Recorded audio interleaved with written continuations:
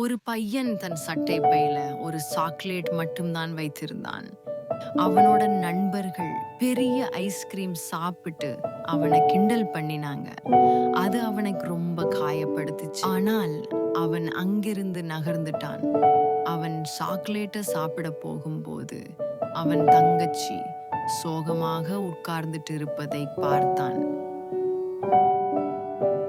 அவன் அந்த சாக்லேட்டை ரெண்டாக உடைச்சு தங்கச்சிக்கும் கொடுத்தான். அவள் ஆனந்த கண்ணீரோட சிரிச்சு அண்ணனை கட்டி பிடிச்சுக்கிட்டா.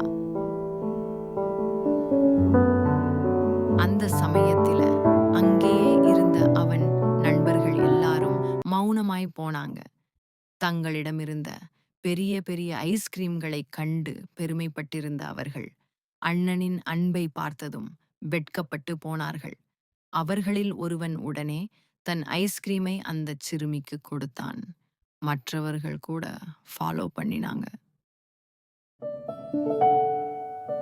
சிறிய சாக்லேட்டால் ஆரம்பமான அன்பு பெரிய உணர்ச்சியாக மாறி எல்லோரின் மனசையும் உருக்கிவிட்டது.